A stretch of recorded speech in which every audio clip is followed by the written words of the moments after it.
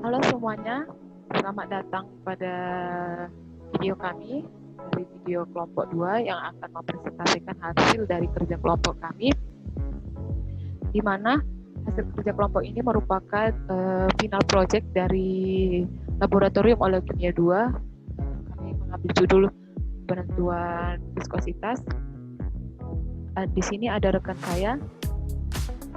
Maka nama saya Aryo Hadi Putra Sitorus, NIM 1801073. Dengan saya Darwin Riodanto Berpaung dengan NIM 1801080. Saya Endang ST Barani, NIM 1801086. Kami membawakan judul penentuan viskositas terdiri dari 4 submateri. Yang pertama, definisi viskositas, yang kedua tujuan uji viskositas, yang ketiga sistem viskositas, dan yang terakhir faktor. Apa sih definisi dari viskositas itu sendiri? Viskositas atau kekentalan dapat diartikan sebagai gesekan di bagian dalam suatu fluida untuk menggerakkan salah satu lapisan di atas lapisan lainnya. Viskositas ini menggambarkan penolakan dalam fluida kepada aliran dan dapat dipikir sebagai sebuah cara untuk mengukur gesekan fluida. Di dalam viskositas ini ada nama koefisien viskositas. Didefinisikan sebagai hambatan pada aliran cairan. Viskositas suatu fluida merupakan ukuran fluida. Viskositas tergantung pada suhu dan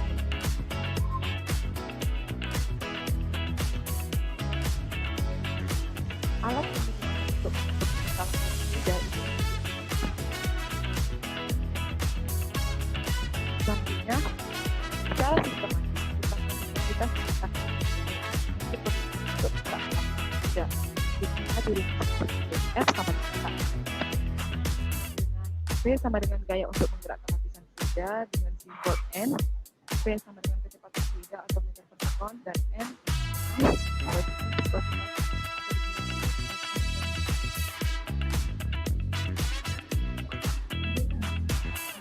tujuan dari uji viskositas ini yaitu untuk meningkatkan kekentalan suatu fluida, dan produk makanan, kekentalan oli ataupun berbagai jenis, dan banyak digunakan pada industri kita.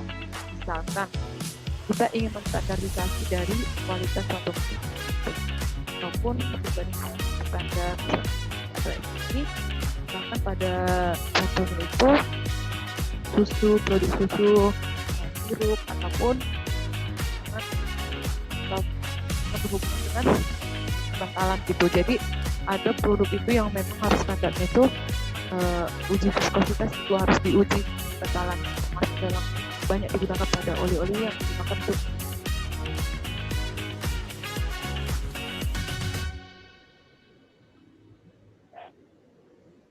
Selanjutnya tipe viskometer. Yang pertama ada viskometer kapiler atau Oswald. Yang kedua ada viskometer Hopler. Yang ketiga ada viskometer Cup dan Bob. Keempat ada viskometer Condenplate.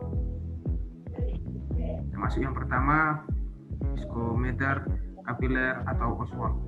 Viskometer dari cairan Newton bisa ditentukan dengan mengukur waktu yang dibutuhkan bagi cairan tersebut untuk lewat antara dua tanda ketika mengalir karena gravitasi melalui viskometer Oswald. Waktu alir dari cairan yang diuji dibandingkan dengan waktu yang dibutuhkan bagi suatu zat yang viskositasnya sudah diketahui untuk lewat dua tanda tersebut.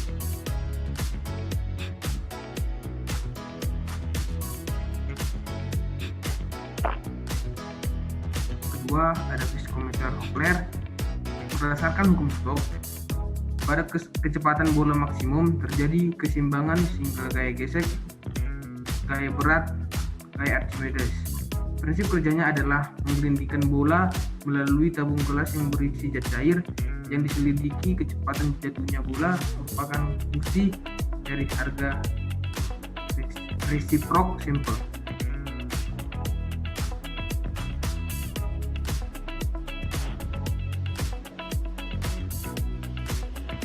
Ketiga, viskometer Cup dan Bob.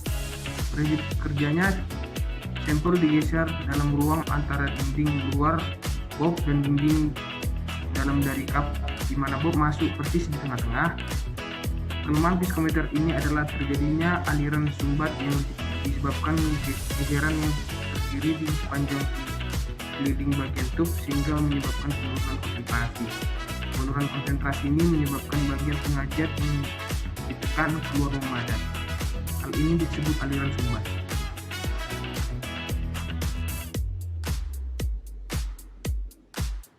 Berikutnya yaitu viskositas kon dan plate. Cara pemakaiannya adalah sampel ditempatkan di tengah-tengah paper, kemudian dinaikkan hingga posisi di bawah kerucut. Kerucut digerakkan oleh motor dengan bermacam kecepatan dan sampelnya digeser di dalam ruang semi transparan yang diam dan kemudian kerucut akan berputar.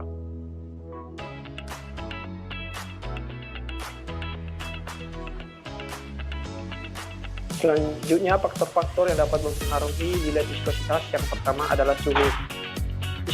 Viskositas berbanding terbalik dengan suhu. Jika suhu naik, maka viskositas akan turun, dan begitu juga sebaliknya. Hal tersebut dikarenakan adanya gerak partikel-partikel cairan yang semakin cepat semakin cepat apabila suhu ditingkatkan dan menurunkan kekentalan suatu fluida tersebut. Hingga kenaikan suhu dapat menyebabkan kekentalan menurun. Yang kedua yaitu konsentrasi larutan. Viskositas berbanding lurus dengan konsentrasi larutan. Suatu larutan dengan konsentrasi tinggi akan memiliki viskositas yang tinggi pula, karena konsentrasi larutan menyatakan banyaknya partikel zat yang terlarut dalam suatu volume. Semakin banyak partikel yang terlarut, gesekan antara partikel semakin tinggi dan viskositasnya semakin tinggi pula. Yang ketiga yaitu berat molekul solut. Viskositas berbanding lurus dengan molekul solut, karena dengan adanya solut, yang berat akan menghambat dan memberikan beban yang berat pada cairan sehingga akan menaikkan nilai viskositas. Yang keempat yaitu tekanan, di mana semakin tinggi tekanan maka semakin besar pula viskositas suatu cairan.